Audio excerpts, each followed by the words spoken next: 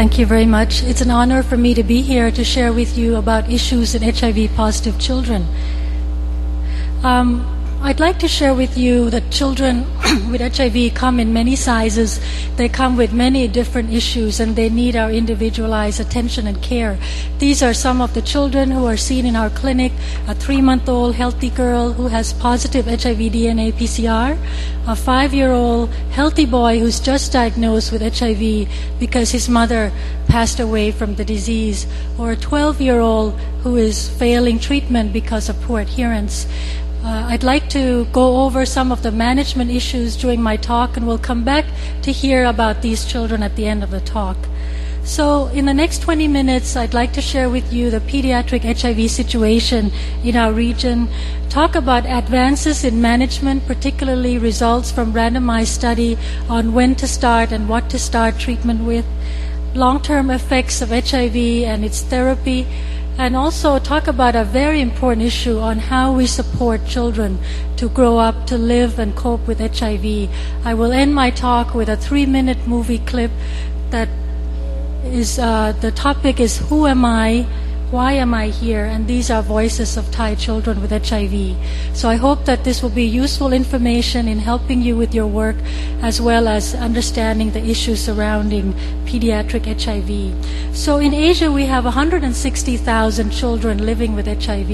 And despite many effective ways to stop the transmission from mother-to-child transmission, we have 22,000 new infections each year. The pediatric ART coverage is about 44%, and this does not include children under 2 years who now fit the initiation criteria. The TAPOT regional cohort is run by the Treat Asia network, and it includes 4,000 children in 16 sites from 6 countries. And it showed that over half of the children in the region are starting treatment after they develop severe HIV. And unfortunately, half have lost at least one parent, and this greatly affects their lives and their outcome. And 24% lost to follow-up rate at 5 years. So there is definitely room for improvement. So when to start treatment, it is important to understand that children have a bimodal HIV disease progression, meaning that very early on, they have a much faster disease progression to AIDS and death if they're younger than 2 years. After that, they have a slower disease progression rate. So the WHO guidelines recommend that all children under age 2 years should start on treatment immediately, regardless of their CD4 count. And this requires, of course, knowing who is HIV exposed and access to HIV PCR diagnosis. So these recommendations are based on evidence from the CHIR study, that was a randomized study of when to start treatment in young children. How about older children? The WHO guidelines recommend, of course, treating children who have advanced or severe HIV disease, but children who are well, have mild symptoms or asymptomatic, there are CD4 criteria with higher threshold for younger children, lower threshold for older children. Over 5, they follow the adult recommendation. Now you can see that these are strong recommendations, but they are based on very low or moderate quality evidence. This is because up to now there were no randomized studies. Our group, HIFNet, with 8 other sites in Cambodia and Thailand, have just finished a study looking at when to start treatment in older children, and the results were announced at the International AIDS Society in Rome. So here we enrolled children 1 to 12, but almost all were over 2 years, with CD4 in the moderate immune suppression range, and they did not have severe HIV symptoms. You can see here the average age was 6.5 years. One group started ART immediately, the other group deferred until CD4 less than 15%. And they got CD4 monitoring every 3 months. And during the 3 years, 46% reached that CD4 criteria and started treatment. And because of frequent CD4 monitoring, you can see here that children started ART just slightly below 15%. CD4 at start was 14%, which translated to CD4 count of about 600 in children children younger than 5 and about 300 in children older than 5. And the important lesson here is that after 3 years in both arms, the AIDS-free survival approached 100%, meaning that whether they were treated immediately or deferred, the number of children who had AIDS or death was extremely low. So what does predict result tell us? It tells us that we can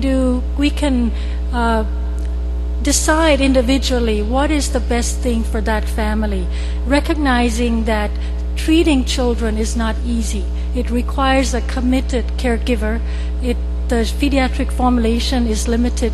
And so in children who are healthy and they're older, we could use judgment to defer ART until CD4 less than 15% as an option for treatment strategy if close CD4 monitoring can be done.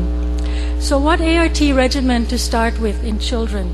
This is the PENPAC-1 study that was done in the US and Europe in older children, and these are children who were not exposed to single-dose nevirapine.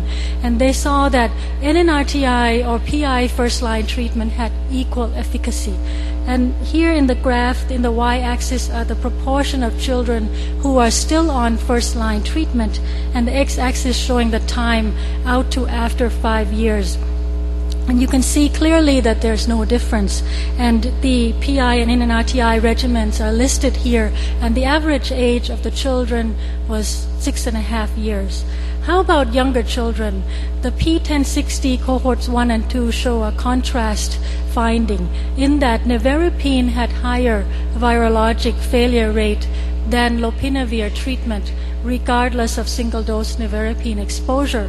And in the y-axis here is the percentage of children with virologic failure. And the x-axis, you can see two groups of children. One group were exposed to single-dose nevirapine. The other group were not exposed to single-dose nevirapine.